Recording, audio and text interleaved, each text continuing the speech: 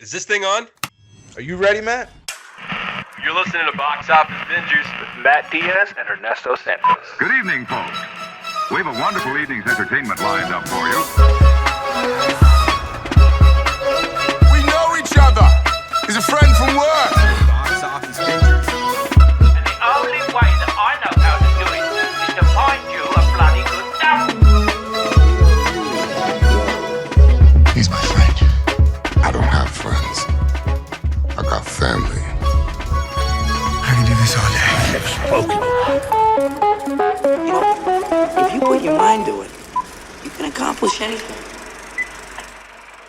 And welcome to another episode of Box Office Bingers. Matt, tell the people what we have in store for episode 189. For 189 and 189. And you let them know who our mystery special guest is, even though they already know since they clicked on the episode. But you can tell. Yeah, it's in the title. That's all right. It's okay. We'll leave the mystery for just a hot minute here. I'm really excited for this episode for many reasons. One, we are reviewing The Creator, written and directed by Gareth Edwards. He is responsible for directing the 2014 Godzilla film, as well as Rogue One, a Star Wars story, which is arguably one of the better Star Wars films outside of the original trilogy. It's also written by Chris Witz. I think that's how you pronounce it. Right. He wrote The Golden Compass, also Rogue One, a Star Wars story, the animated Ants film, one of DreamWorks' first animated films they ever came out with. And he also wrote the live-action versions of Cinderella and Pinocchio, The Creator starring John David Washington, introducing the young girl in the film, Madeline Una Voiles, I think. Also starring Gemma Chan, Allison Janney, Ken Watanabe, and Ralph Ineson. That sounds about right.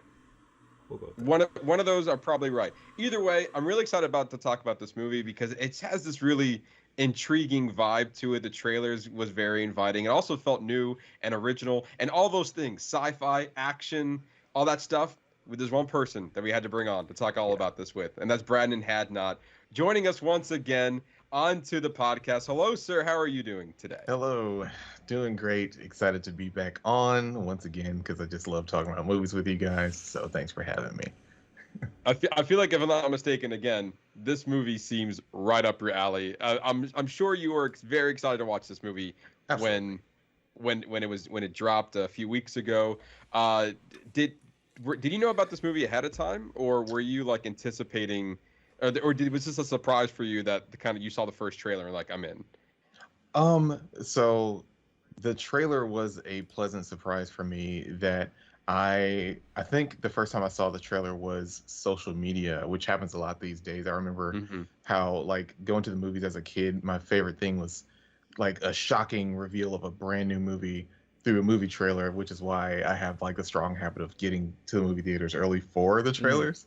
So yeah, when I first saw the trailer, the music, the emotional points that hit, oh man, I could not wait to get tickets to this movie. So yeah, I was really excited from that. I kind of have to agree. Like the trailer is really, really what sold me. It was just very intriguing, and it had that very epic grandness to it.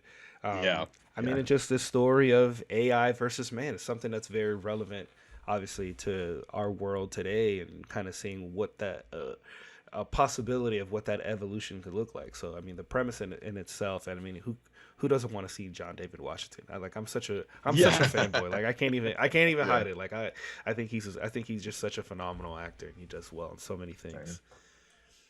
And also good for him to landing like another sci-fi role after coming out of Tenet. So like I don't think he's like, I guess he's our resident sci-fi guy. Maybe that's the line he wants to go into. But so far, I mean, just a little bit of a. I mean, so far I liked him in Tenet, and I did also like him in The Creator. And for me, like the selling factor was Gareth Edwards, from the director behind Rogue One, a Star Wars story. I was like, all right, I love that movie. Agreed. And so and like that sense of sci-fi-ness that he brought to that, as well, the Star Wars universe, and now we can get that in his own original story, that's what intrigued me the most, and all the things you guys said as well about like the trailer being very inviting, because it's hard. You don't really have to sell too much on an IP. Mm-mm. At least I feel like anyway. You already get that general audience already coming to see the movie, but in order, you have to really have a good trailer or a good marketing campaign to sell an original story. So that we'll be talking about a little bit later into the show. But first, Brandon, as always, we like to talk to you, and we want to get an update on what you've been doing, Birth of Flowers, everything along those lines. How's all that going for you? Been doing great with this baby on the way. Everything's been crazy trying to get done. But as far as Birth of Flowers, that's some God, because as I've been watching more foreign horror of like within different I suppose I've pretty much revamped the structure of Birth of Flowers in a way that just made sense to me. When it first started, I was like, oh, I want every episode has to be 6 to 8 minutes, as a type of short. But as I watched more things that were like, 2 sentence horror stories, Yamishibai, and reading Junji Ito and seeing, adaptations of that, from Spiral Curse and everything, I just, so I'm all over the place, but like, I had a battle with consistency with myself. I would make these and everything and not really have the resources to put those grand goals together. But I can make a film that doesn't have a whole bunch of, it doesn't require a whole bunch of money, a whole bunch of resources and everything like that. Having watched all those different things, it made me kind of realize that I maybe need to scale back so that I can line these things up a little bit better and show people maybe even just a preview of what a full feature film might look like out of a story. For instance, I want to give people that feeling of like, oh man, that was too short. It was so good that it was too short. This episode was my favorite. Like for me, Metalhead, Black Mirror season 4, 5, um, where it's all in black and white, and the little robots are chasing people. Like I get that that's like a full episode, but I'm like, man, I would watch this world. Right. So in shortening the episodes that I have lined up, because I've written so many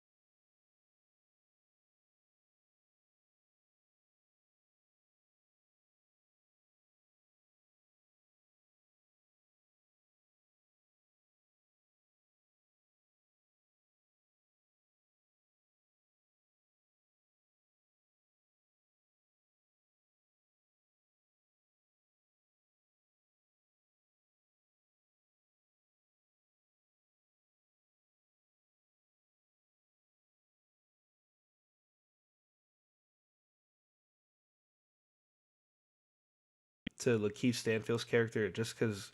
I mean, I think I'm just pretty much a fanboy of him. Like, he's just like everything. And I was having this conversation with Matt last week. It seems like he's great in everything. Where even if the project itself is not that great, where like he's always like a shine from whatever that comes from. I don't know. Can you explain the Changeling a little bit to me? Because I feel like I'm struggling to kind of grasp what's really happening. It's like this weird, like creepy fairy tale.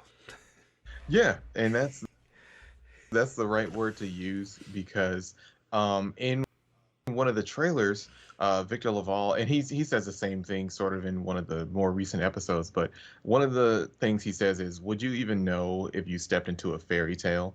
And that really connects with me because of like Birth of Flowers. It's all about this whole little uncover and just starting to question what's real. And it's like, is this thing that I'm seeing that's extremely, twist up and abject horror really happening in front of me? And so the Changeling is kind of doing viewer. Keith Stanfield's character Apollo, who constantly, shouts, "Yeah, I am the god." After a while, you start to be like, okay, is he really a god or something? Why does he keep saying that? Does he think he's a god? Yeah, and he got this baby, and then his significant other, his I think he married her, his wife. Yeah, they do get married. The whole premise is that she went to South America, I believe, and met a witch. Yeah. And it's like, okay, well, was that a real witch? Because she gives her this red string around her wrist and says, "Do not cut this string, or your wishes will be, will come true so long as you don't cut it." And then Lakeith Stanfield's character Apollo cuts it anyway. And I feel like you really start to slip into the creepy zone, which is where series usually make their tipping point. And Lakeith Stanfield's character is at the dinner table with one of their mutual friends, and she tells her something really creepy that his wife did his trip in another country. Yes. So the Changeling, I feel like all of their world building is set up in these first 5 episodes. Because if you are caught up, I actually haven't watched the most recent one that came out last week. But if you are caught up, you'll start to see where the supernatural horror starts to kind of pour in. Because Victor Laval is one of the people who is like basically a student of Stephen King, and to that branch of a horror writer's family tree, student of H.P. Lovecraft. So you can definitely expect to see things in this series that are gonna just make you like. Yeah, there were. I've had quite a few of those, but I think I'm willing to give it. I think maybe I need a rewatch, and then this is not a show that you can kind of background watch. Like, you have to sit down. It's a pay attention show. You gotta pay attention. Like, every second you gotta pay attention. All right, so I'm gonna give it another shot. I'm gonna rewatch it and give it another shot. And then we wanted to ask you. There's a few things we wanted to ask you about. So the first one is what are your thoughts on They Clone Tyrone? Oh, on They Clone Tyrone. I watched the movie 3 times. Why? The first time it was like, okay, I'm really interested in this. The trailer sold me. Like, I'm all about like those conspiracy theory, sci-fi thriller things. And John Boyega's performance was so good across from Jamie Foxx and Tiana Parrish that I was like, okay, I can already tell I'm gonna watch this again. Like, the replay value is high on this one. I'm like, okay, I know I want to talk about this movie in like a little review or whatever, but I also kind of want to now catch the little Easter eggs, the little details, because I could tell that it was little thing. Like, you could tell that Jules Taylor in the team, like, they packed it full of these little things to catch. And so then I did a little bit more. I went on Netflix's website because they list the Easter eggs. And I'm like, oh wow, like there's one that They Clone Tyrone. I found was like a win for sci-fi, because it while it presents themes that like we may have seen before, like, yeah, we've seen movies where people are clones. Yeah, we've seen movies where the food is people. Not that that happens and they clone Tyrone, but just the general things of sci-fi. They mash those together so well and do it in a way that kind of puts people that we don't really see in sci-fi enough. You've got this black impoverished community where it's like the government is actively doing things to this, and they kind of twist that with truth enough to kind of make you go, oh man, that's messed up. I could see how that's happening in real life, but like I know that these clones being underground and everything like that's Yeah. that's a twist. So I found myself really enjoying that part because it had to be something more than just on the surface level. And so I was glad and really relieved when it got to, am I allowed to? I'm allowed to say spoilers and stuff, right? Yeah. Just talk about the movie. Yeah. Okay. Yeah. When they get underground and they see the facility and everything, and they see, just the things that have been done to the community deliberately, and that they're listening in on their conversations and, all these things. And when John Boyega finally gets to the point where he's like fed up with the nature of his reality, this is like the second clone of himself or something at this point. Like he realizes that his mother's voice is just that behind a door. He gives food or to go somewhere and she never comes out. She's like, oh, I ate too much at the cookout. And he questions the nature of his reality. He busts down the door, and John Boyega, this little segment was one of his greatest performances I've ever seen from him. His rage when he finds out that his mother is a talking box. You make a really good point in that scene too, because I remember watching it, and after we kind of get into the movie, I assumed that what was on the other side of that door was not. There's something else. I didn't know exactly what it was, but I figured it wasn't his mother. But when he opened that door and you see it, in the back of your mind, you're like, oh yeah, okay, this makes sense that it's not, that his mother's not in there. But his performance really sells it to where it's like yeah, I knew, but I'm still invested into it because of how he kind of performed that scene. And you're like, damn, no, that does suck. It hurts. It's more like again, even though it was maybe a little bit predictable, it was still gut wrenching. Even when they told me, like, for real, like, yeah, you're right, but also, but also look at the scene because you're still gonna feel the emotion, even though you knew that it was kind of coming. Right. Yeah. My the thing that I couldn't wrap my head around was I was trying to count how many times Tyrone had been cloned and how many times did they show that to us in the movie. Because they show him wake up, they show him get shot on when he starts getting shot on purpose, and then they do the wake up scene and he gets out of the black bag and everything like that. But then he does it again, and I think again Tyrones are there right now. Well, that's a good point because also again, spoilers, but in the movie we actually see Tyrone. Like that's not his name was Fontaine in the movie. So like it to me is like where and who is Tyrone, and then another clone of him, and yes, presumably another city.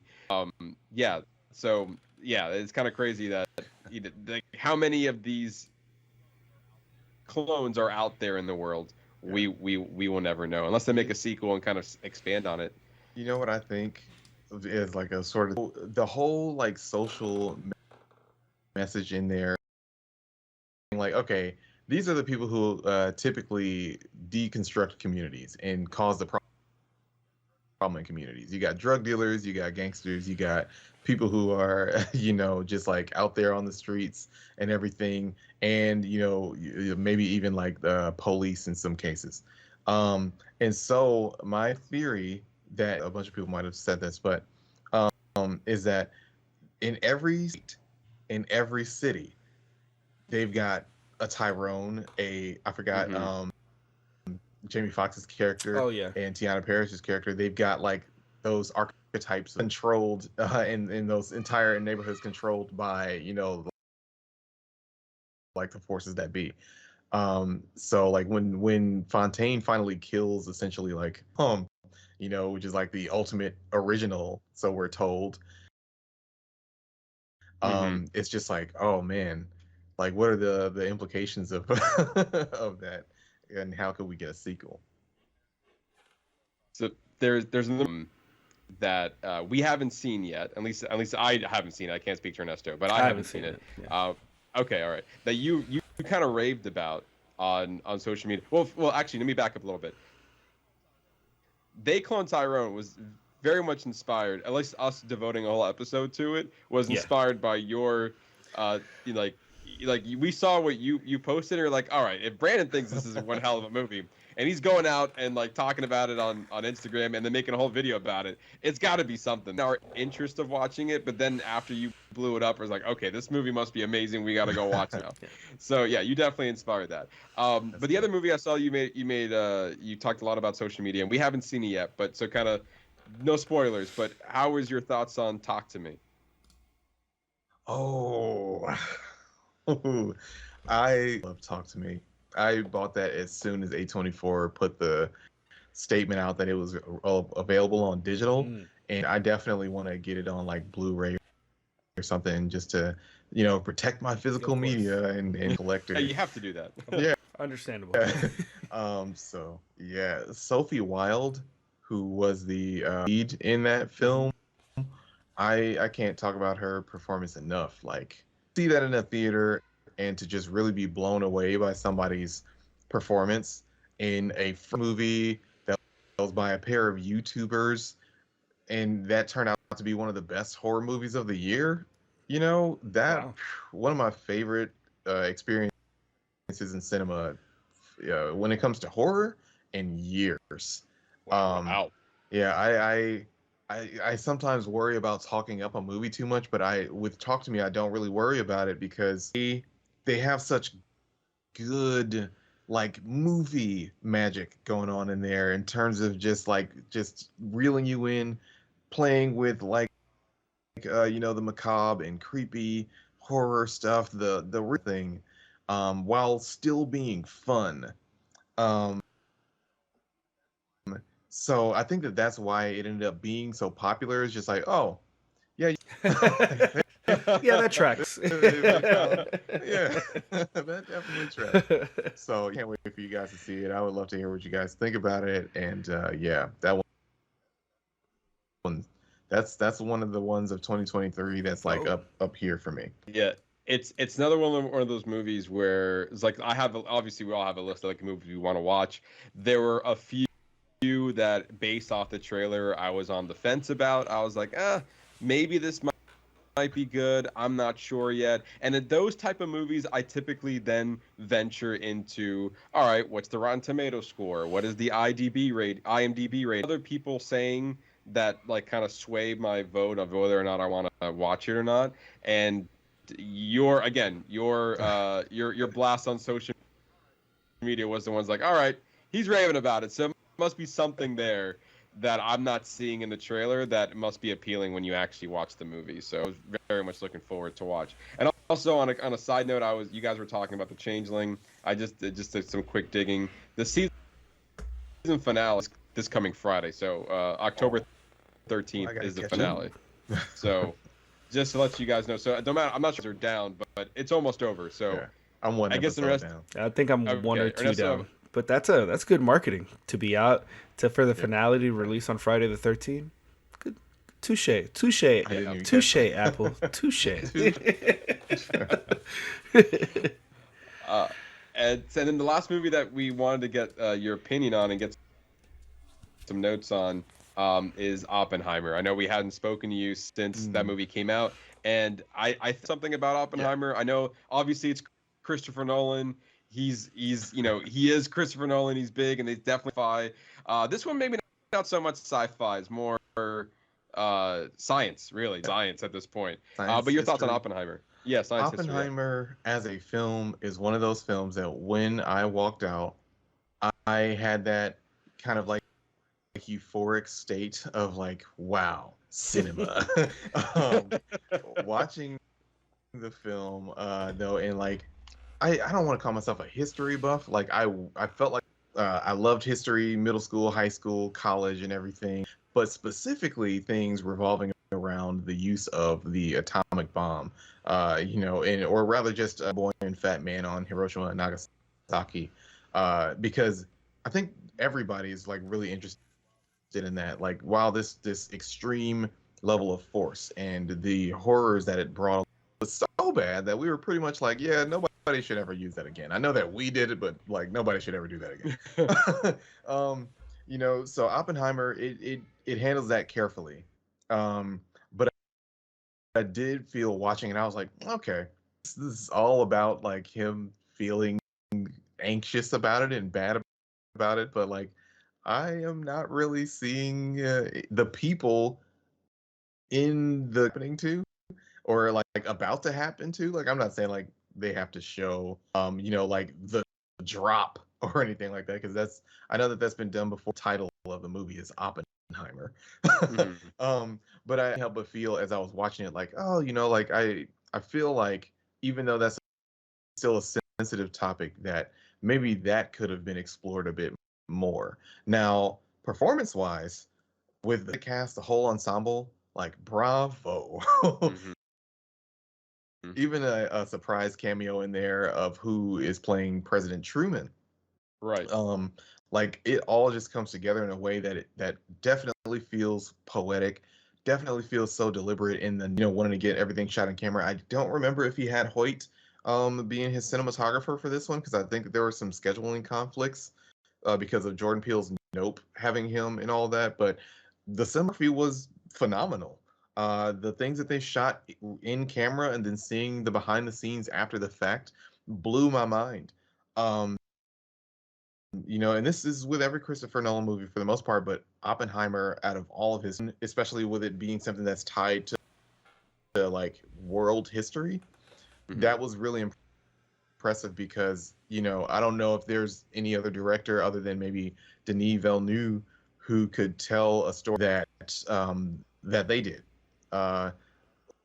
Also, shout out to Ludwig Göransson once again with another home run, because I listen to Oppenheimer at least like once a day, driving or working, writing, whatever. It's such a great original motion picture score. So yeah, I loved Oppenheimer despite the like little critic, history and who gets shown, who doesn't. I did look it up. Hoyt is the cinematographer for that. So yeah, oh, he that did man come is back for working. Yeah, he is everywhere. Just let's quickly look at his filmography. Since you mentioned him, yeah, he did do Oppenheimer. He did Nope. He did Tenet. He did Ad Astra. I love Ad Astra. He did Spectre. He did Interstellar. He did Her. He did The Fighter. This dude has so many of my favorite movies on his belt.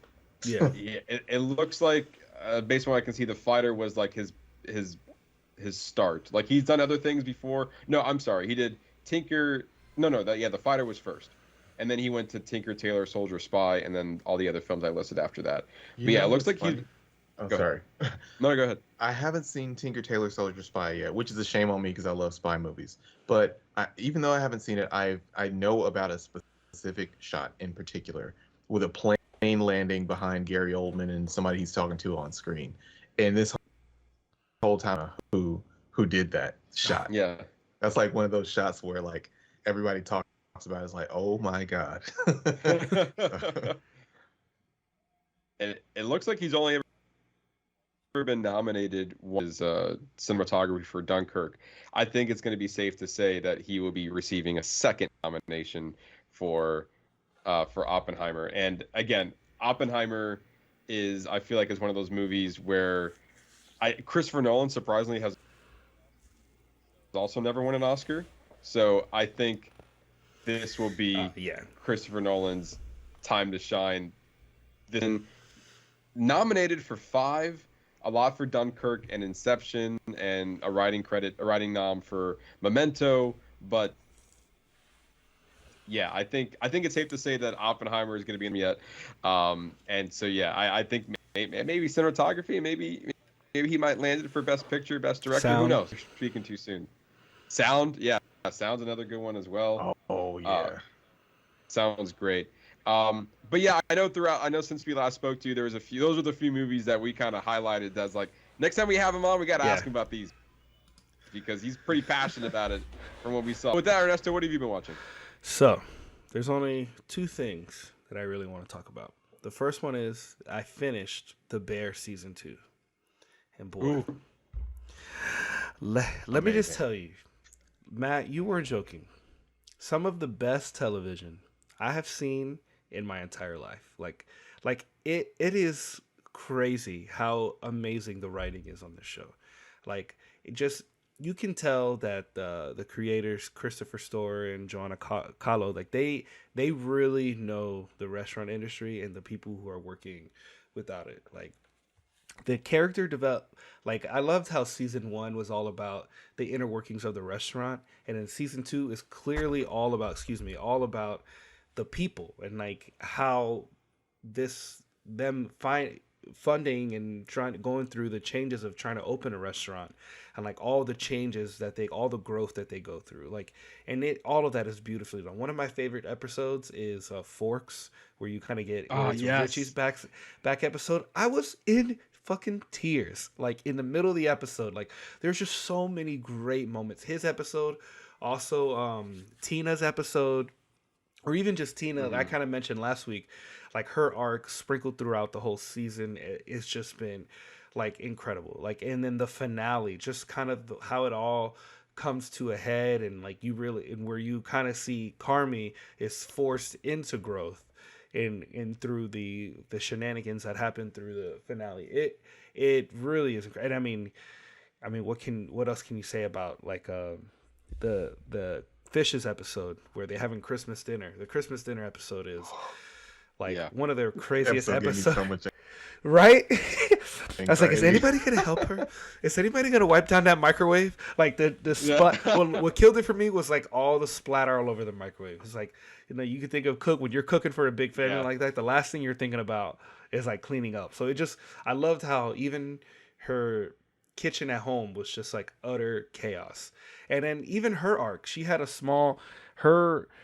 choices in the finale were really like after the episode, I was like, what the fuck? Like it really, like it set me off. I was so mad, but it's good TV. It's good writing, and kind of how it uses those things to kind of explore like grief and tragedy, and like what is the aftermath of that, and how does that look like for these people who are coming to terms with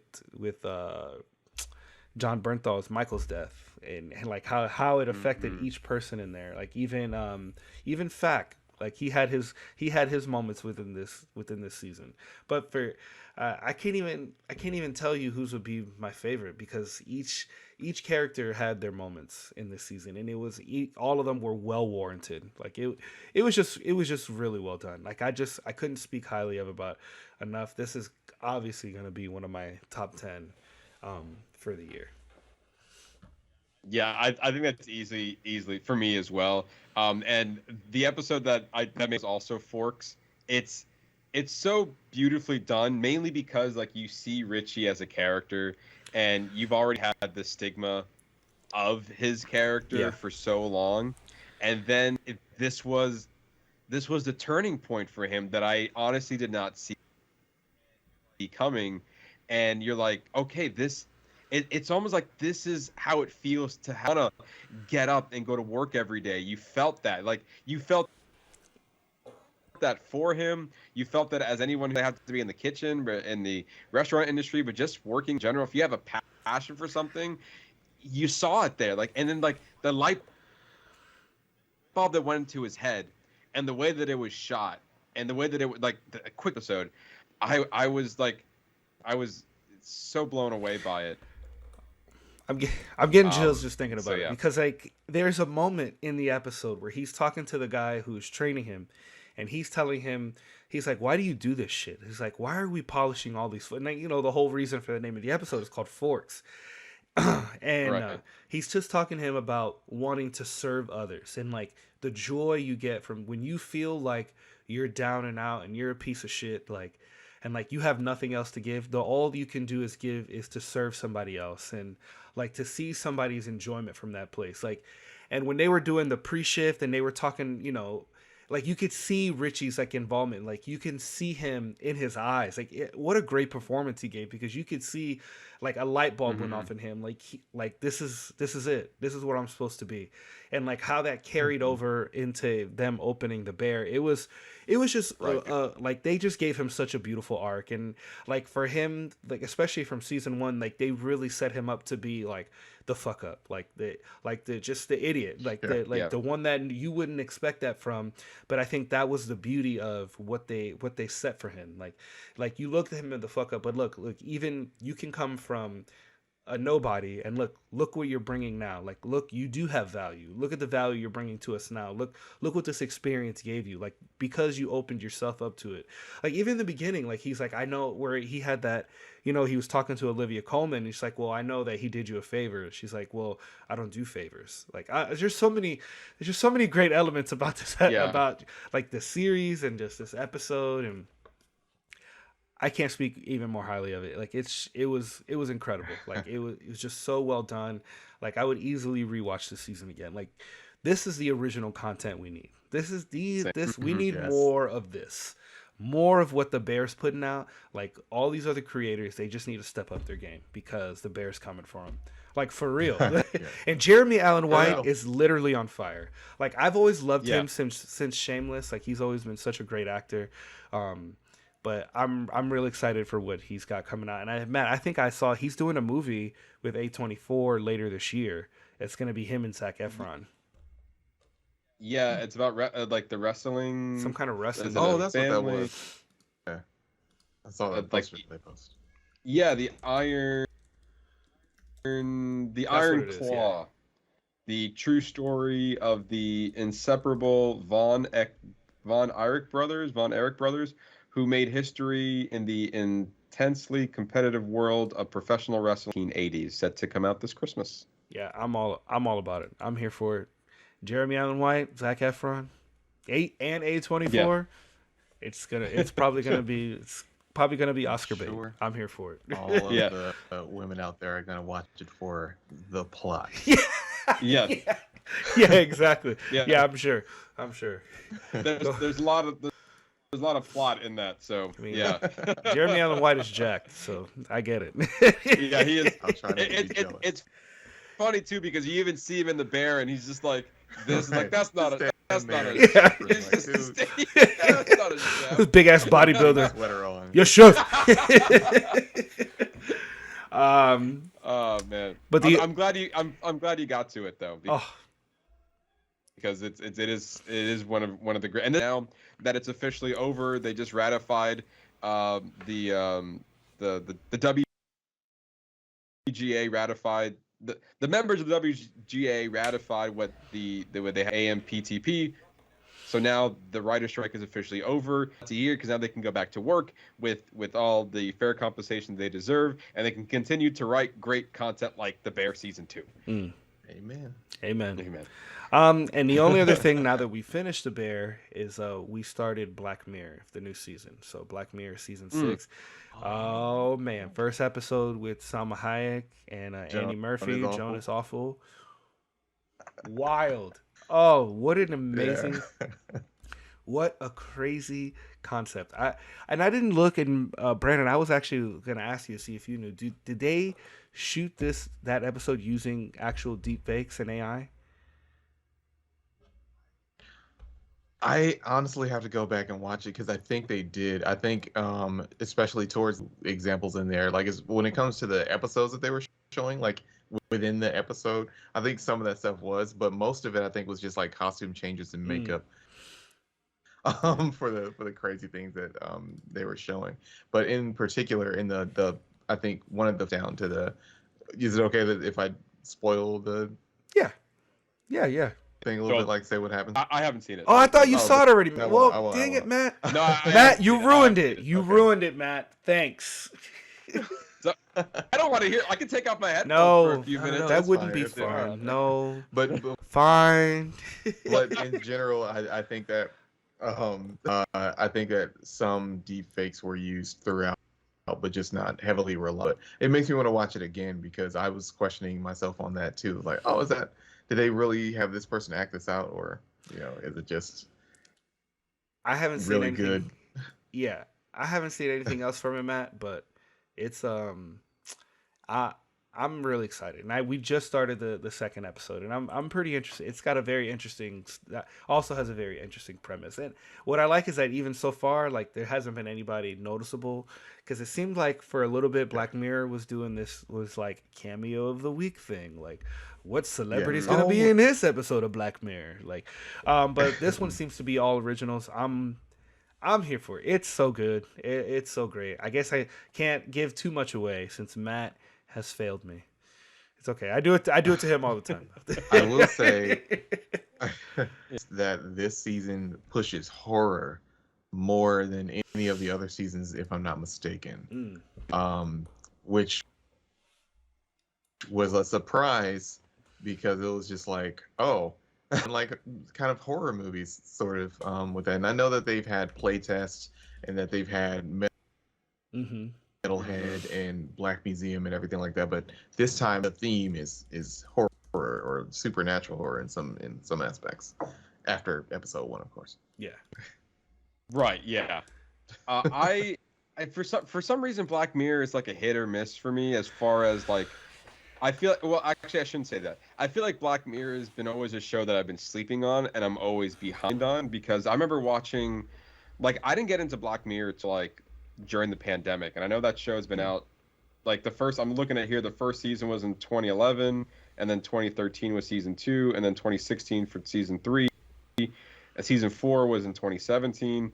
And then so like 5 seasons of the show has already been out before I even started watching. I know they took like a 4-year break to get out season 6, but yeah, so I think I've seen all of season 1 and season 2, and I've seen I think the first episode of season 3, and a lot of people worked about the USS Callister episode, so I ended up diving into that one. That one was amazing. I love that episode, with the Star Trek theme one. But yeah, after that I haven't seen like the rest of season 3, the rest of season 4, none of 5 or 6. What? So I feel like I know it's a show that I've been sleeping on. That I just need to sit down and watch them all. Oh, the season 5, episode 1, Striking Vipers with Anthony Mackie.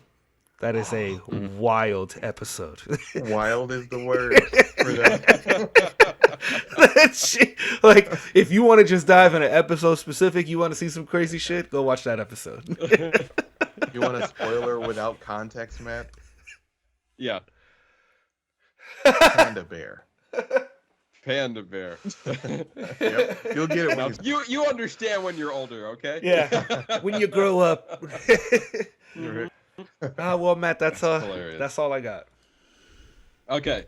So yeah, I've seen a few things. Brandon, have you been watching Ahsoka?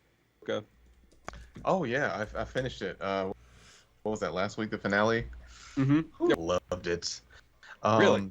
Yeah, like at first I was like, okay, so for I guess more text, or maybe I didn't watch Clone Wars or Rebels or anything like that, animated thing. So at first I was like, oh, what's all the hype for? Why is everybody so excited about Thrawn and everything? I hadn't read the Star Wars books. I'm a huge fan of the movies, but I hadn't gotten like all into the Star Wars lore that deep.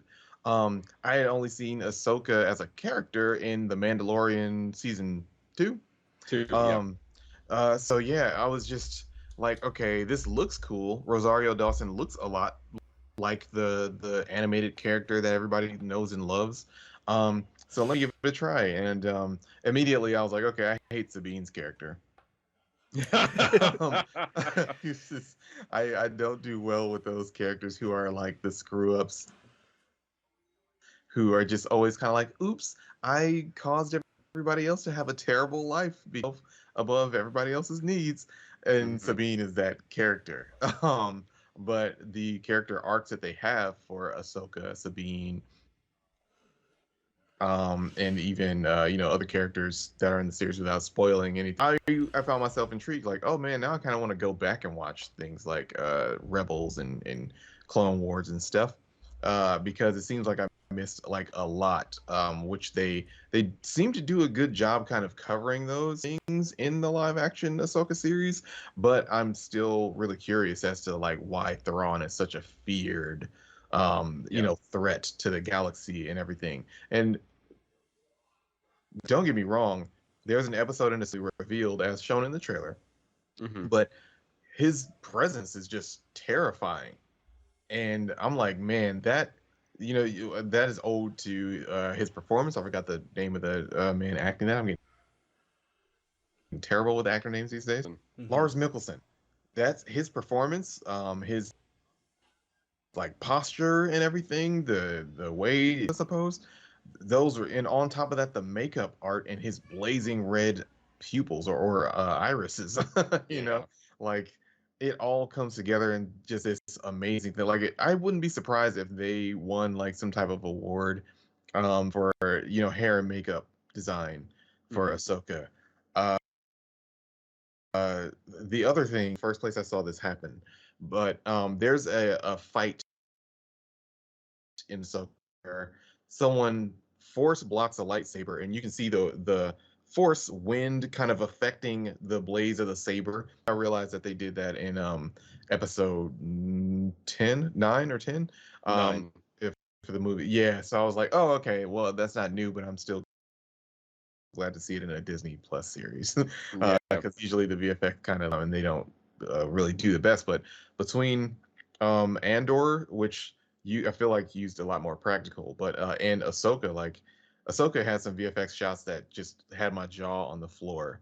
To have a planet where the accretion disk was made out of like space whale bones, very creative for one, and then to have a fight take place in that where it's just like everything is so like believable.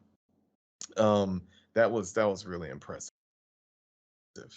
Sorry, I could talk about Ahsoka all day because I felt really entertained by those last couple episodes.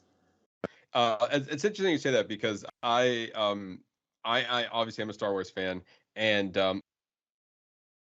I watched all of Clone Wars when it came out. Just recently for Ahsoka, and Ernesto would know, I watched all 4 seasons in preparation for Ahsoka, and it's funny because the first 4 episodes, half of the series, I felt like, man, it's just not hidden. This show isn't like it's a slow burn.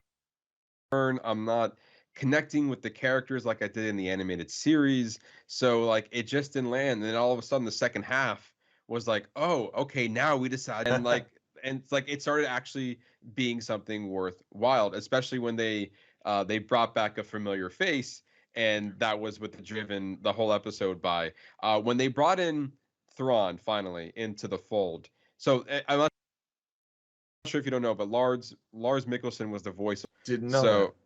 So he reprised his role for the live action version, and so I felt like, man, they should have brought him in at like episode 3. Why are we waiting until like halfway down the line before we get to introduce? I know it's part of the buildup, but like he takes his animated self and puts it to live action perfectly.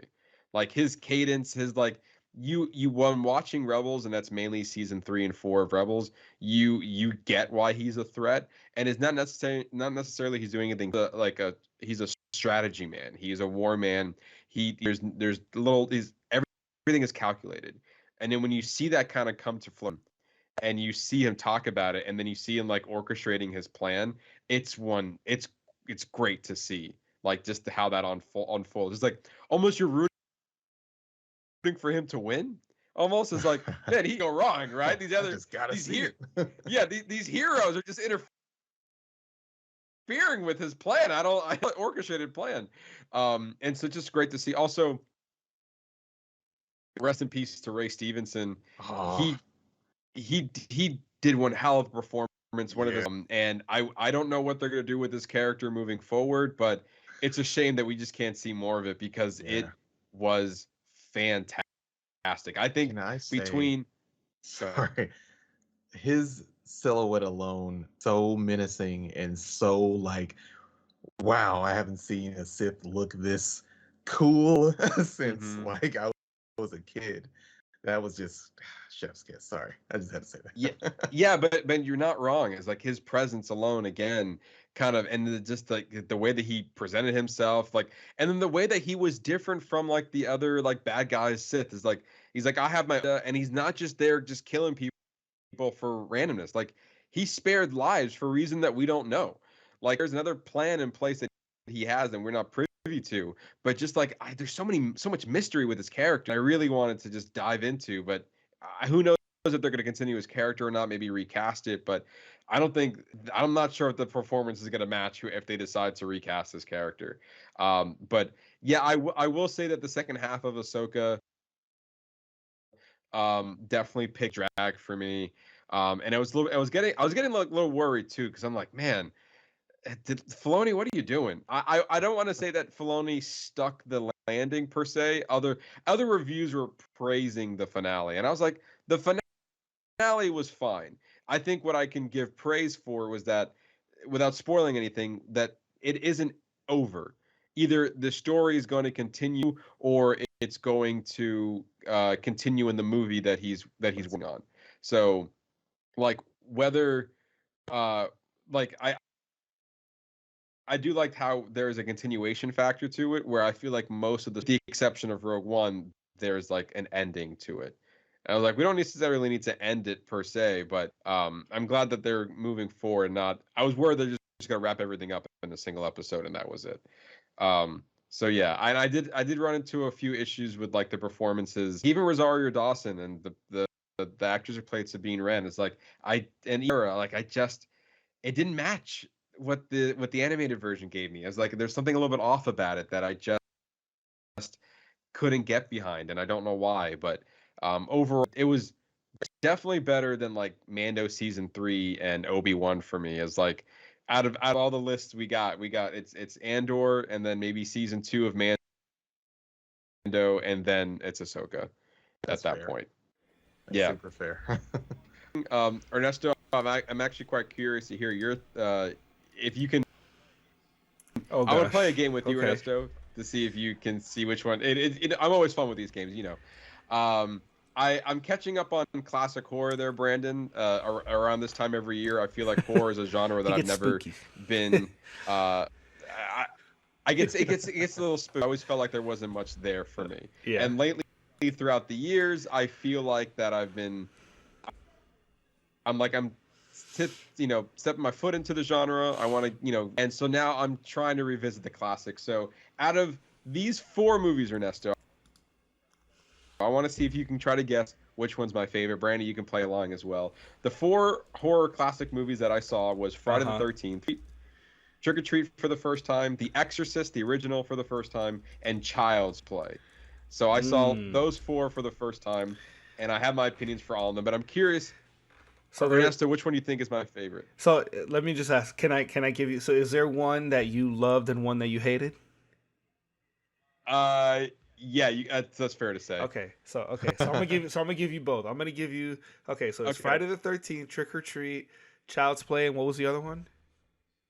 The Exorcist. The Exorcist. The Exorcist, the original Exorcist. Okay, so I'm gonna go, the one that you loved, I'm gonna say is Trick or Treat, and the one that you hated, I'm gonna say is Child's Play. Okay, Brandon, would you like to play along?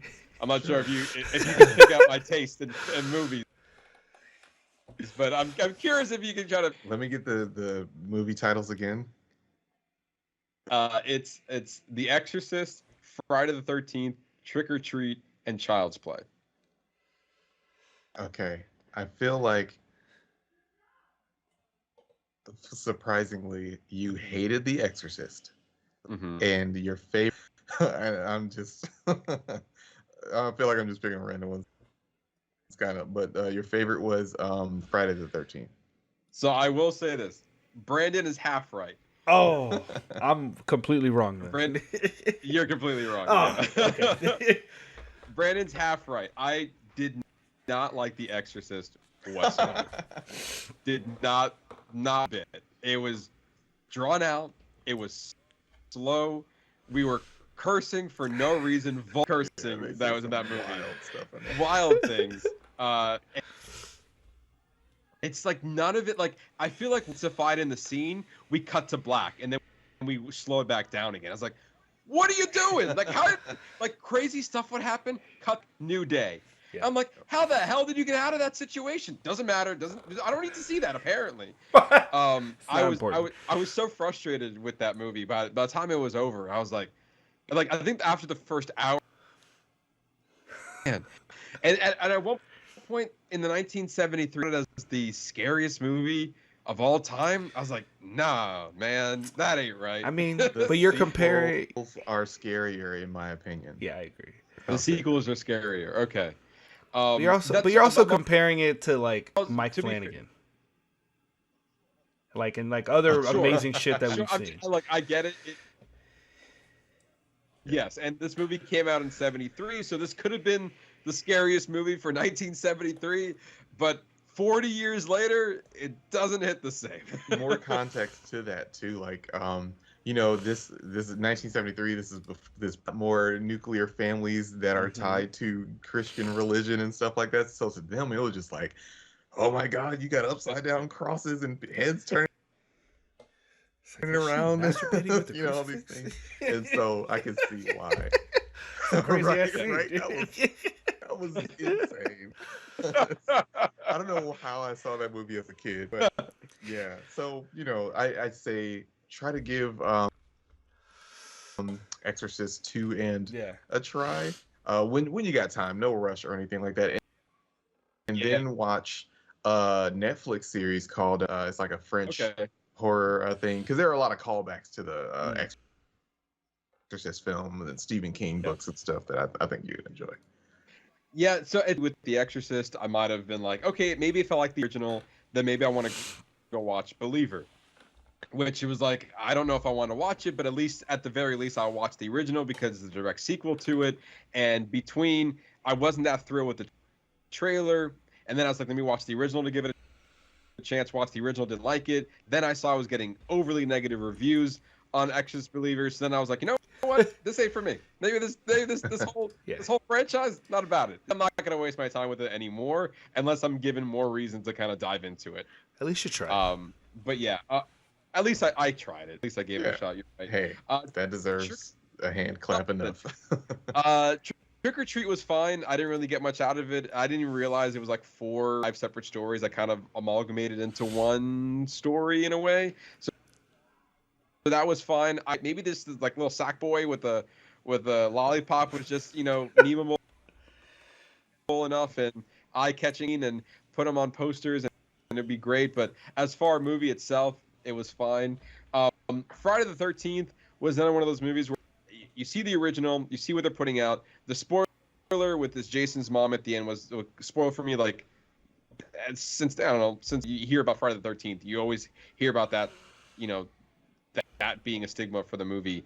And I understand that like even Jason doesn't even get his hockey mask into 3. It's unfair to even judge this movie because I didn't really get Jason. I don't understand Jason, but also I didn't get him. Misunderstood. Yeah, he just misunderstood. So now I feel like I feel like I have to watch the other movies to understand the character. Ooh. Like I feel like with like you gotta go down the rabbit hole. Like there's a lot. There's a lot of Friday. I know.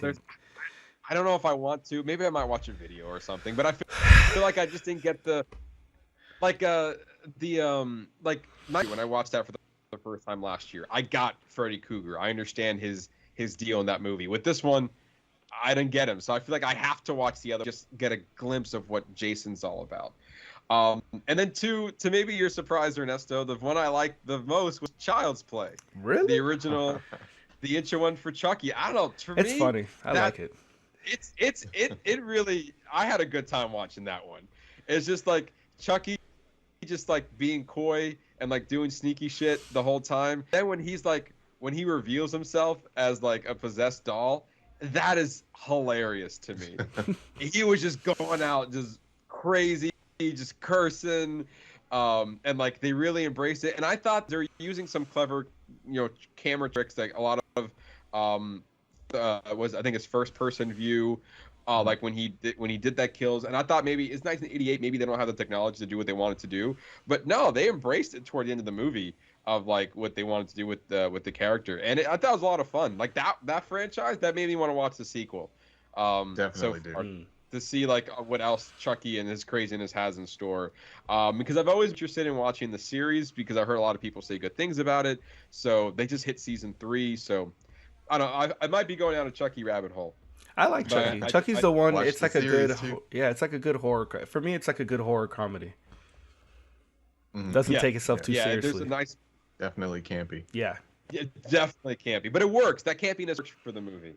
But anyway, that's all I've been watching. So now we're going to be diving into our spoiler review of the week, which, Brandon, we're going to start with you. We're going to be talking about The Creator, again, written and directed by Gareth Brooks, starring John David Washington. Your thoughts on the film? So right off the bat, I think I gave the film like a B plus. The trailers, this year I've been trying to be like intentional about like letting myself be excited for things. And so I was just like, oh man, this trailer is amazing. I'm gonna stay excited about this movie. And the problem with getting your hopes up about a movie off of a trailer is, I feel like it kind of puts a vision of what the film should be in your head. And then that doesn't always exactly translate to the vision of the filmmakers once you see it. And me, I've seen what I feel like is a long list of sci-fi movies. I've read a good handful of sci-fi books. I know the tropes. I know the archetypes. I know I've seen Akira, the anime sci-fi that everybody praises as to that. I've in getting interested in 3D modeling, I've gotten familiar with not architects, but engineers and artists like Sid Mead and everything. Rest in peace to that guy.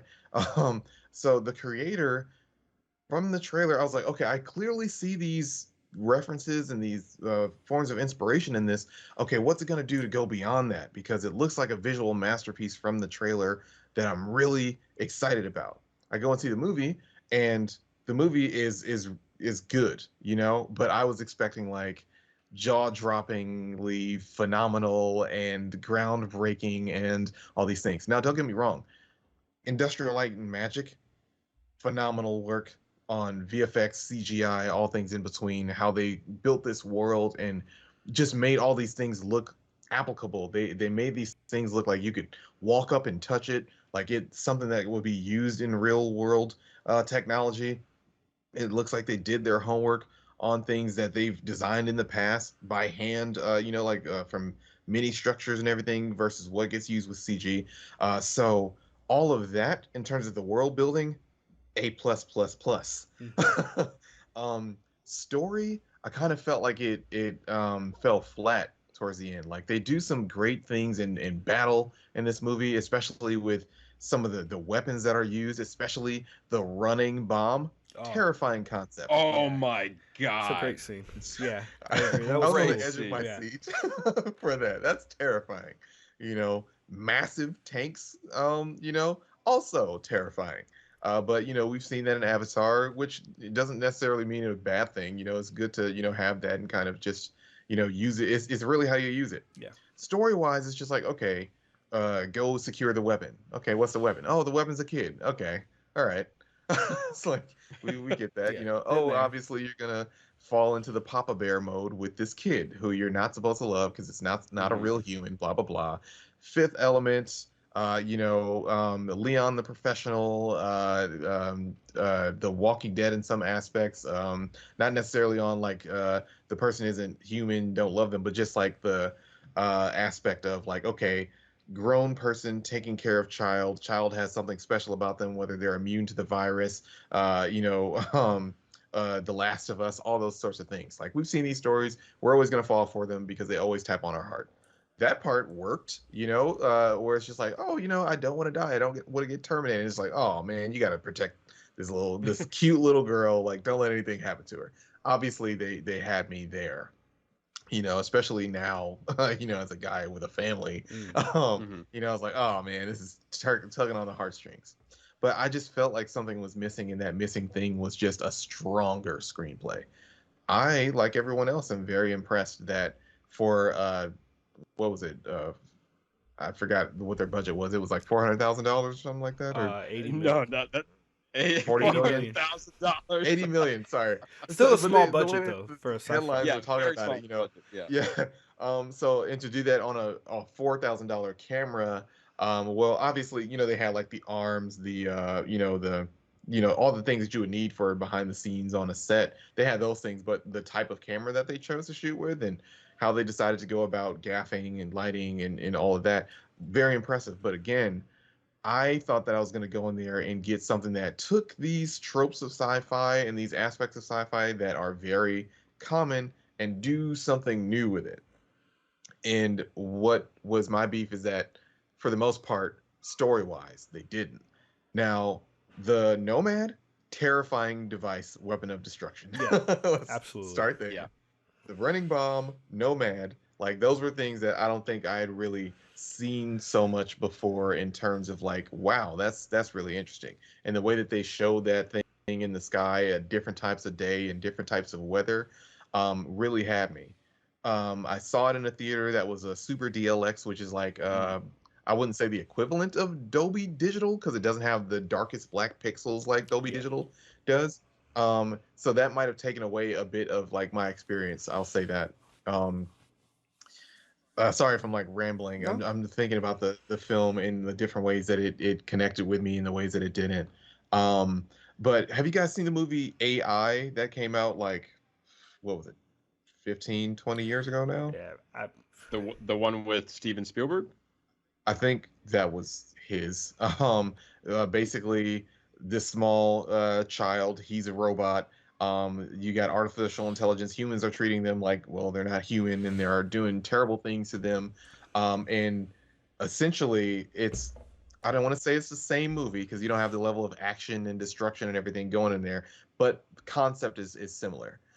However, I found that AI was a lot more emotionally involved and really did things that I thought that this film was going to do, and that it didn't. I feel like, oh, sorry. Yeah, no, AI is directed by Steven Spielberg, and it starred Jude Law and Haley Joel Osment. Yeah. So all that said, the creator was somewhat of a letdown story-wise, but a visual masterpiece, no doubt. I was moved by it. I was moved by the performances, but surprisingly, to that end, John David Washington, he's great, and I'm glad that he's doing these sci-fi movies. But back to the screenplay, I wish somebody gave him something stronger than what was given. And yeah, the romance towards the end was cute of him finally seeing his wife again and essentially being in heaven with her. That was his heaven. He saw her across the field. They had one last kiss. They crashed and presumably died. But it wasn't strong and as strong as I had hoped it would be. It wasn't the thing that kind of made me feel like, man, more people should have seen this, because sci-fi gets not a bad rap, but like people typically don't go see these movies in mass unless it's a huge thing like Avengers or something like that is attached to it. Which is sad because the same thing happened to Blade Runner 2049.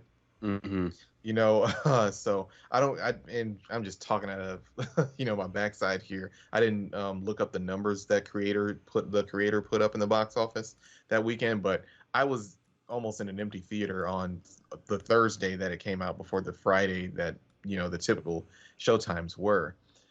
So I don't know if people really went to go see it like that. The opening weekend, 14 million. Yeah. So far worldwide, it's made 62 million. It's doing better internationally, making 36, and domestically only 26. That's good. So yeah, I guess that's sort of my review on it. I still want to do a video talking about some of the things, but more so like the design elements, and kind of what I wish to see from sci-fi moving forward. Like I know that it's hard to really push the bar when sci-fi is full of things that are borrowed from a lot of different movies, a lot of different books, a lot of the things that we're used to seeing by conventional design and futurism and all these things. But there's just a missing ingredient in the creator, and it absolutely was in the screenplay, like some other critics have already highlighted. Sorry for my long answer. No, you're good. Thanks. What about you, Ernesto? So I share a lot of your same sentiments, Brandon. My thing, the movie was good. There were a lot of great aspects, kind of we talked about already, like the visual effects, absolutely phenomenal. That running bomb scene when when you see this massive tank, just like when they give you this wide shot, just to show you like how massive this, because it's not like a regular tank. This thing is like covering half of the mountainside and just like decimating this little small village. But that running bomb obviously was the best part of that scene. Like even that fight scene that they had in the mountains when they were when it was like the AI robots versus them, and then they blow up the helicopter and it was just like mass chaos everywhere. I thought that scene was pretty cool, but overall story wise, I felt like it just wasn't there for me. What was missing is like there was the weird dynamic between David Washington's character Joshua and the little boy Alfie, I guess is what he ended up calling him towards the end. The little girl, excuse me, the little girl Alfie, where it's like, it almost felt like the relationship at the end was forced, because during the whole movie he was like, it's not a her, it's a thing, it's an it. He's like, what do you want? What do you want? Like it was like one or two random parts where he would just yell at her, like, what are you doing?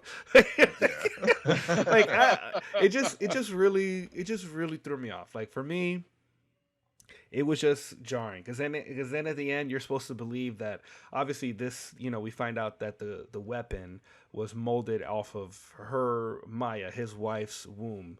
So the child that they were supposed to have this is who this child was supposed to be, kind of deepening his connection. But even after we found that out, like, to me, it just wasn't like that wasn't sold enough for me. Like it wasn't enough for me to believe that he crossed the barrier, whereas he hated them, but he also loved them. Like there wasn't enough story development for me to believe that. I mean, and then he makes the obvious sacrifice in the end, and then you mentioned like even the scene where they have their last meeting. Like, so was Alfie's whole purpose was to jack in a version of his mom so that they would meet each other, because she just left her. She just left her there, and then they got shot off. Not once did she mention, hey, the robot mom is in the other hallway. Like, I set her up. I got a surprise for you before you die. Like, where was that? Go get robot mom. Can't robot mom pry open this door? She's pretty strong. Like, yeah, exactly. She actually doesn't need, like, she can help. Well, I don't know. And so I was gonna say, to give that scene some benefit of the doubt, there was other crazy things happening, and they were trying to survive. So if I'm gonna defend it a little bit, but you're right, she didn't even mention it. I was like, hey, you know what? I know there's a whole bunch of stuff going on. I try to resurrect mom. I try to carry her, not working. I just left her there. You can do with that what you will, but we gotta go. Yeah. Even more, when the thing crashes and she's standing on the hill, it's just like, well, my pretty much parents are dead. Let me crack a smile. Yeah. The world is good now. Yeah. All is well. All is well. But I will say that like you mentioned, like the Nomad, that the construction of that building, of that spaceship or whatever, the space station, like even how they would show the targeting as it was going across the Earth, I thought was so cool. I mean, I thought that was really well done. So I just kind of on the same boat as you. Like, I really wish there was just more focus on the story, because it seems like a lot of the focus was put on the visuals itself and not so much the writing. Yep. Could have had Logan, but I'm sorry. Well, you're right. Yeah. I felt like I enjoyed this movie a lot more than you guys. Oh, okay. Sorry, man. And in the sense, no, it's okay. But I hear what you're saying, because it's not wrong. It's like, for me, and it's the way that I looked at the movie was, I eat, it's kind of like eating the same cereal every day. Like, I know what I'm getting, and so okay, I respect there's that. no surprises to some degree. And when I sit down on the table and eat my bowl of cereal, I'm still gonna like it. You know what I mean? It's like I know what I'm getting. I put the same amount of milk, the same amount of cereal in there, and I still enjoyed the ride. At the end of the day, you had a nice bowl of cereal, and when walking out of that theater, it was I had a good breakfast. It was good. I'm full. I enjoyed it.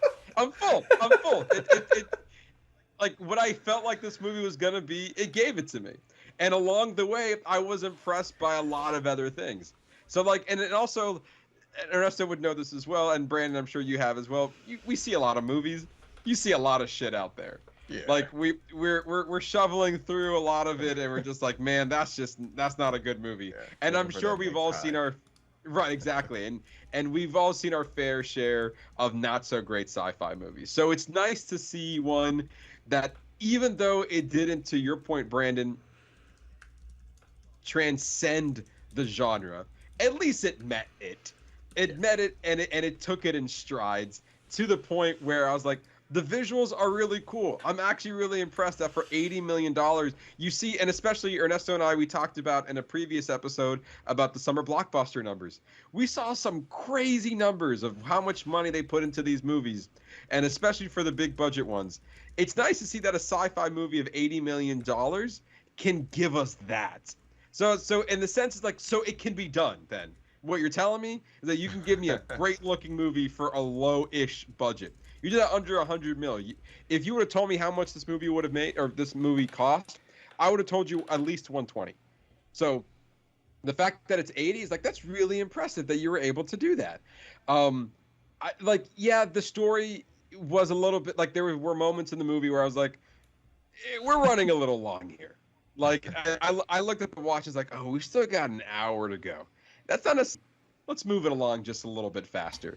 But I also think that it kept it engaging enough where I was always interested. And I think that the big factors there are the visual effects were just really good to look at. Like Nomad, and like you said, like scanning the surface, like that's terrifying. Like you just see that, and then you just see like do do do do, and then just missile goes down. I was like, damn, that's intense. There was a part of me that I'm not sure if I fully was invested into, like Maya being alive, because that was the through line of this story. I was like, I feel like she's not gonna be, and it's like, oh yeah, she's not, and that's the problem. Yeah, exactly. By the way, yeah, exactly. Surprise! It's like, yeah, I figured as much. That did you see that thing? It looked like, so like it looked like she got incinerated. Like, right. Well, actually, but actually, she was alive. She was just she was comatose. Yeah, but since AI, since they can't, which also I thought was weird. They said that AI couldn't kill, but yes, they were all like shooting each other left and right. But like none of the AI people could have just pulled the plug on her. Like that was a weird that was a weird aspect of the story that I didn't really get. See, I took it as they couldn't kill Normata. They couldn't kill I think you're right. Oh, you're her. right. You're right. I mean, but to your point, they were killing a lot of other people, for sure. No remorse. But but I also just like, because the events of when we thought she was dead and to now they said it 5 years later. So she was in a coma for 5 years. I don't know. I find a hard time believing that. But at least in some ways they didn't really dwell on it. I think John David. So what was it? Joshua what was his name in the movie? Yeah. At least he had the foresight to be like, yeah, there's no way. Like, it's been 5 years. She's sitting in a coma. I'm not gonna try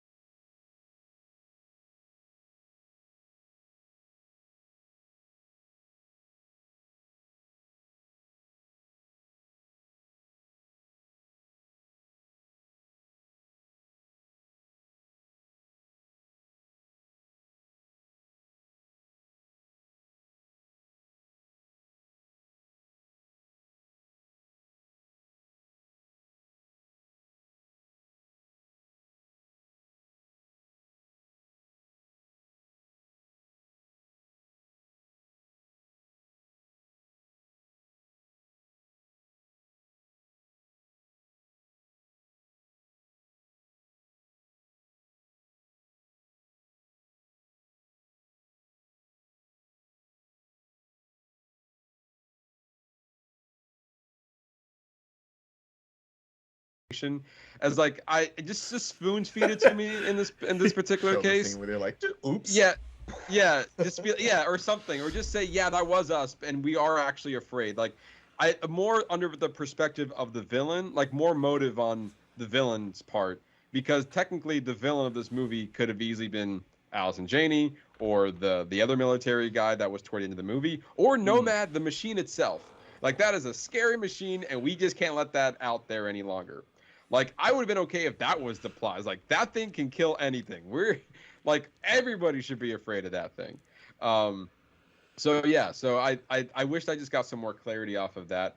One thing that I was pleasantly surprised with the movie is that there were some instances where I just loved the score of the movie. Like, the music was just intensifying, and it was great. Yes, it was good old Hans Zimmer. I saw that name pop on the screen, and I was like, son of a bitch, he did it again. I was like, of course it's you. But yeah, I thought he did a great job. And something I forgot to mention when talking about Ahsoka, I mentioned it last week, but Kevin Kiner, who wrote the music, a lot of the music for Star Wars, the Clone Wars, as well as he wrote a lot of the music for Star Wars, Clone Wars, and Rebels. And so he's brought some great music into Ahsoka. And so just like glad to see that he was able to shine in a live action format. He did a lot of great work there, as similar to Hans Zimmer, continuously putting out great stuff when he comes into his movies. But yeah, it's kind of, and a final note, the creator is sitting on a 67% on Rotten Tomatoes, 70%. Critics is 67, audience is 76. Not a bad score by any means whatsoever. It's a pretty solid rating. And then again, going back to the box office reception that Ernesto brought up, on an $80 million budget, you would think this would be an easy movie to recoup. The fact that it's made, it opened at number 3 in the box office an opening weekend. To me, I was shocked by that. It's like, you're telling me the sci-fi movie didn't hit number 1? Paw Patrol skated ahead. It sounds. Paw Patrol, which is a family animated movie. I get it. Became number 1, and then Saw X came in at number 2. And then it was the creator. So we're giving franchises the upper leg, and then we have the original story out there. Opening to $14 million is not a good start right now. We have 26 mil domestically, 36 internationally, 62.9 total. As we discussed in our box office breakdown, you need at least 2.5 to make a profit. We are far from that. We're just trying to at least hit the budget of what you made for this movie. So yeah, for me, it's kind of sad because I think this is a good original take on sci-fi stuff we've seen before, and it just is not resonating with people in the box office. So to me, that's a little bit sad to see, even though the people who have seen it gave it like a pretty solid review, which I think that's what we're doing right now. But anyway, with that, Brandon, we'll end it with you. Your final thoughts on the movie. Final thoughts without anything that I've already said is that even with what I do feel like it's worthy of a cinematic experience in theaters. If you can get yourself a ticket and sit yourself down in the theater to watch this movie, I do think it's a visual marvel enough to be able to appreciate everything, every aspect of it on terms of filmmaking, from the sound design, the cinematography, the performances, the blocking. Yes, the screenplay suffers, or the whole movie suffers because of a screenplay that is not all that strong.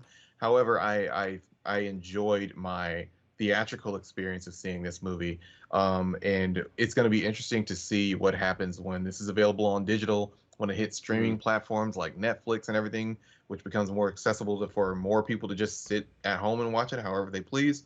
It's going to be interesting to see who gives it a chance then, and what people think about it then. Because if they didn't see it in the movies, now they got to wait until it's free and they don't have to pay a fee to rent it. Of the sci-fi of the past 10 years, I'd say that it's worthy of being in the. Actually, that's a tougher thing to think about, if it's worthy of being in like the top 10 sci-fi of the past decade. I wouldn't say that. That's a little bit of a stretch there. That's a stretch, yeah. But I do appreciate the small little innovative things that they did do. They didn't invent anything, but they did innovate with certain things, like what we talked about before: the running bomb, super huge tank, the sky, Yeah. the death T, Yeah. the death T-bone. So yeah, I hope that it not having a strong opening at the box office doesn't mean that we don't get more original sci-fi. You know, I really hope that we get more original sci-fi, whether the budget has to be smaller, or if somebody's going to give another director, even if it's Gareth Edwards again, that same budget, if not bigger. I did hope that this was going to be another District 9 level jaw dropper. It wasn't, but I still enjoyed it. And you make a really good point as far as it is sad to like, we don't want to discredit original content, but like at the box office, we're just looking at it, two franchises overseeded the original content. Even though this was a good movie, it just didn't have people to have the stake. It didn't have the overly positive word of mouth that it needed to have people rushing to the theater and watching this. And that's like the biggest blow for it right now, because you have like lukewarm reviews that it's saying it's still positive, but not overly positive, and therefore people are like, well, if it's not overly positive, then I'd rather go and watch something that I know that I'm either going to enjoy or at least anticipate, and maybe wait for that one to go to streaming, like you were saying.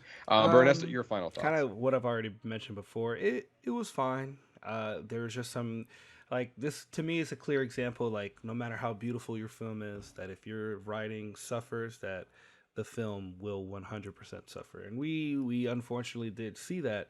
Whereas not amazing writing, like, sometimes falter, it kind of holds you back. Because there were times where I was watching the movie and I was like, you know, it slowed me down enough to the point where I was like, oh, well, like, it just pulls you out, completely pulls you out. If it pulls me out of the story, then something's wrong, no matter how beautiful it is. Like, there were some great action sequences. The CGI, the visual effects were obviously phenomenal, but, you know, it just fell flat on those key important parts. But I think it was enjoyable. Not the best one I've seen, but also not the worst. Yeah, I think that's a good good Violet. Oh my god. But I think you said it pretty well there. It's not the best thing I've seen as far as sci-fi, but it's far from the worst. I think you said B+, Brandon. Yeah, I'm iffy on the plus now. It's definitely a B. Like, Okay. Yeah. Well, if you give it a B, I'll give it. I'll put the plus on it because I think I liked it a little bit more than you guys. Like I said, I'll put the B+ on it. I think that's a fair. Like, again, it's a solid. I've seen this before, but I'm still enjoying the ride. It's just like, you know, going to Disney and riding the same thing over and over again. You know, you just like, I hop on Space Mountain and I'm still having fun with it. So this was just another ride on Space Mountain, and I'm okay with it. Like, I was fine with what I got. It definitely could have been a lot better. You could have put a little overlay on it. You could have put a little spin. Give me something different. If you ever go to Disneyland, they have the Star Wars overlay. It's like, that's pretty cool. Thank you for doing that. But no, you got the same Space Mountain, so that's okay. I'm fine with the same. But yeah, as far as like solid performances, I think the visuals is the biggest compliment of this movie. The movie looked great, but I think to what we've been saying, the script suffered a lot, and the fact that it kind of ropes as what we've seen before just didn't stand out enough to make it like, oh, okay, this is like a well worth, you know, journey. It was like, oh, okay, I've seen this doesn't stand out among the rest, but still enjoyable nonetheless when, you know, you're kind of watching it to what you guys have been saying. But yeah, I don't think any of us are saying not watch this, right? Saying watch it. I think we're all in agreement of like, definitely worth the watch. Yeah, definitely watch it. Just like maybe kind of bring down your expectations a little bit. Yeah. If you've got them, then go. If you're interested in seeing it in the theater, maybe don't splurge on like a whole family visit for this, because you're gonna be mad. Or just wait till it comes on video on demand. Yep, there's that too. But anyway, there you go. That's our spoiler review on The Creator. A solid sci-fi movie that could be is what it is. But with that, Brandon, thank you very much for coming on to the show and just talking about it. I've It's kind of funny. I feel like most of the time we have you on the show, you are pretty much overly positive about Select. I don't want to say this never happened before, but I'm pretty sure this is one of the few incidences where you're like, you know what? This one is not as great as I want it to be. I feel like this is as close as a negative review ish. It's not negative, but like this is like your like review. negative review. Yeah, this is like It's like I feel like more coming into like being a dad and having a family is like time is so limited, and like when it comes to going to the movies and spending all this money, it's like, oh, this better be good. But you can't appreciate a great movie without seeing an either okay or bad movie. So yeah, it's true, very much. Brandon, we'd like to thank you again. Tell all of the listeners where they can find you one more time so they know they're not going to miss a beat when it comes to everything that you've been working on. You can find me typically at the handle of @the_Hadnot. I don't spend so much time on X, formerly known as Twitter, these days. On YouTube, I am the Higher Brand. I tried to switch my handle back to the Hadnot, but letting me because I had that account a long time ago and then switched it. But that's neither here nor there. You'll find me if you type in, the Higher Brand on YouTube. And yeah, those are my that I use on a regular basis. So this has been a great time being a guest on Box Office Bingers again. Like I said, I always love chatting movies with you guys, sharing mine. So thank you. And as always, Brandon, you're always welcome to come back on. We always, like I said, we keep inviting you. We keep inviting you. You keep saying yes, and we really do appreciate it. And there's one thing for sure, that the next time you come on the show, whenever that may be, you're going to be a father. So again, congratulations. Yeah, next time on you'll everything. Be a father, you'll have a new addition in your life, sir. You're crying on the mic. That's okay. I know what that's like.